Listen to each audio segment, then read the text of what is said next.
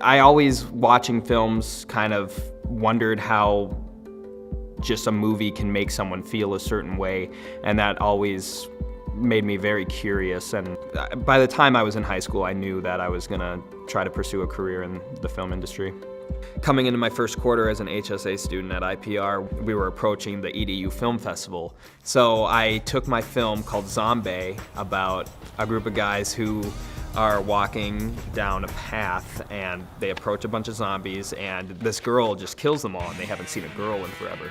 So one of the guys falls in love with the girl. And basically the thing Zombie is the other guy falls in love with a zombie. It was a fun film to make. Obviously I made it before I really knew anything about filmmaking, so there would be a lot of things I'd do differently. It's still something that I look at and say, oh well, I've come a long way, because this film is not necessarily good, but it was still a lot of fun to make, and it's still a lot of fun for me to watch.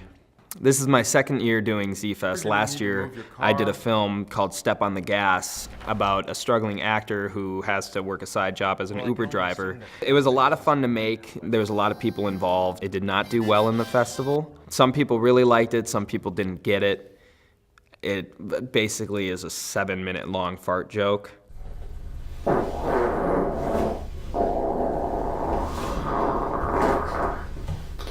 So this year with Surface did pretty much a complete 180, where there's absolutely no dialogue and just one actor in it, a completely different tone than what we did last year. Z-Fest is a yearly film festival that you get about 6 months to make a 7-minute or shorter film. They give you a control item that you have to have in the film. It doesn't have to be based around the film, but it just has to be in there, so kind of that they know that you made this film specifically for their festival. This year the control element was fire and ice, and we had a lantern lit with actual fire that we used as our control item.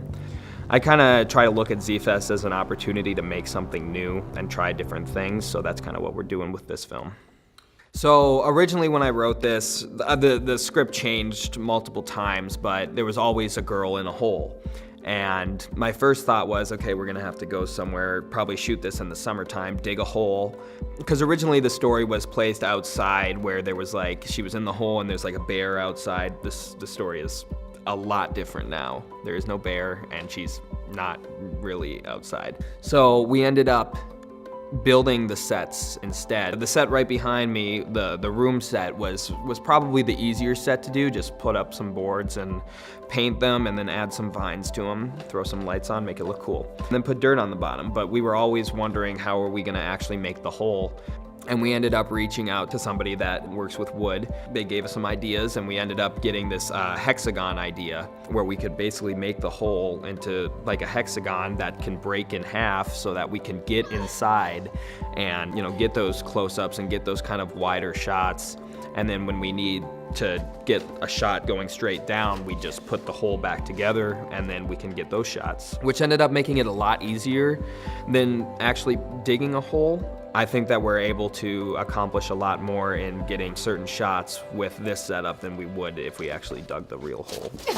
So we had a variety of different people on set. Some of them students, some of them IPR alumni, some of them not even a film student at all or haven't been. We had Owen, who was an IPR alumni, working over at Cinequipped, doing the lighting for us. So the whole scene, or the multiple scenes, take place kind of in a tunnel. The girl is trapped and trying to climb out of this tunnel. And so she's underground, very, very dimly lit. So we're mostly gonna be lighting from the top, kind of emulating maybe a little bit of sky coming in, but once again, very, very dark and low-key lighting. And then Parker, who's gonna be doing the visual effects for us. So for this film, there are a couple different VFX that are needed. One of which is doing a sky replacement from nothing over a hole that she's climbing up.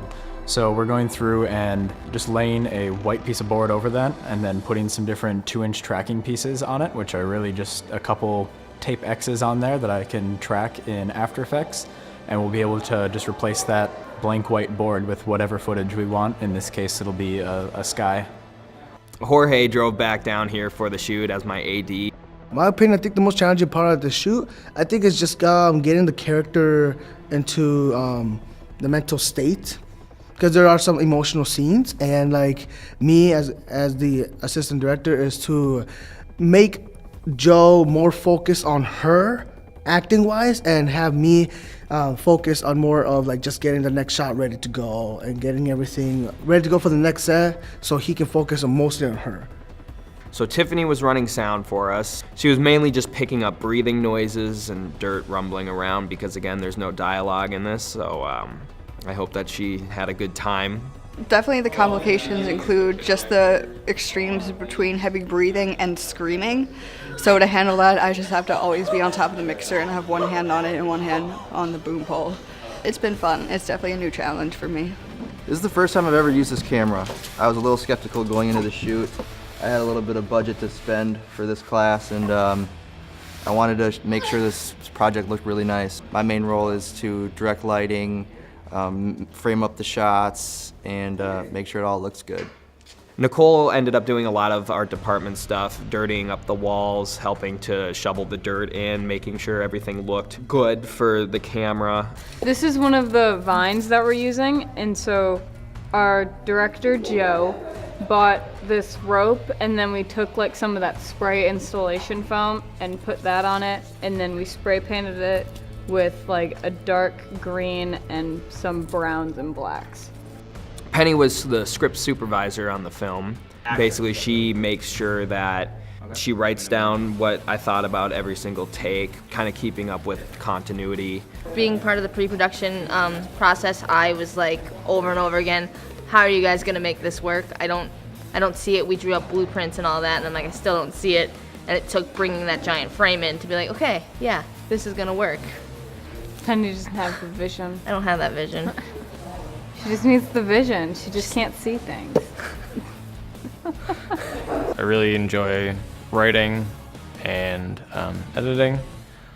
Also, just kind of like doing stuff on set, and I don't mind really doing whatever. I haven't really found specifically where I fit in on set, like what I really like doing, but kind of just learned to be a, jack of all trades type, So Jade was doing makeup. She was making sure that Allie stayed dirty and pretty much looked the same amount of dirty throughout the entire film. We started with shea butter. Me and Michaela started with shea butter, and it went all up and down her arms and her face. And then we used different colored powders as a base, and then we put real dirt on her and spread it around, and then we sprayed water on her every few shots to make it look like she was sweating.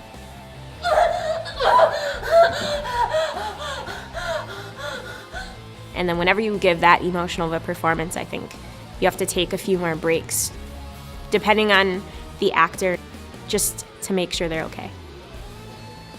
Our actress in this film playing Heidi was Allie Daniels. I met her on another shoot over the summer, and she did a scene where she was kind of crying and devastated, and I thought, oh, well, that would work pretty well for the film that I'm about to do. I think the quality of work turned out by IPR students is fantastic, and I'm just really happy to be able to work with them. It looks like they've got a really good crew, and it's been a smooth process, and everyone's super respectful, and it's been pretty great. I genuinely believed that she was stuck in this hole the entire time we were shooting it. Even when we had to close the fake hole and just lock her in there, and I was out just looking at a monitor the whole time, I was just like, okay, we need to get her out because I think that she's actually scared, which is good because she made the character come to life, and she made it believable. It feels really good when you come up with an idea and then people want to make it, and then you watch it come to life. I definitely like to make sure that things are done a certain way, especially on my own sets, so I'd say that's why I'm pretty comfortable directing. I'm not good at drawing. I do little stick figures. Basically, I just don't think it matters. I don't think you have to be a great artist to do a storyboard. The shoot days went pretty much exactly how I planned. I knew they weren't gonna be very long shoot days. We were either gonna have one extremely long shoot day or two medium shoot days. We ended up going with the 2 medium shoot days and letting everyone sleep in so that they would come refreshed in the morning. And I'd say it worked out pretty well. We got everything that we needed, and they look good. One of the main reasons I chose IPR was because of the hands-on. That goes a long way, I think, in this industry. But the biggest thing for me, and I can't speak for everyone else, but the class sizes and the instructors. When I started here, my class size, I think, was 4 people, which is pretty small compared to a lot of other schools that have 35 plus students in a class. But I think that gave us the opportunity to really get to know the instructors and kind of get one-on-one time with them. So even learning things that weren't really in the syllabus, just being able to talk and say, hey, this is a problem that I'm having with this, what do you think? And they'll give the answer. That one-on-one time was incredibly important here at IPR, and I think it's what made the school what it is.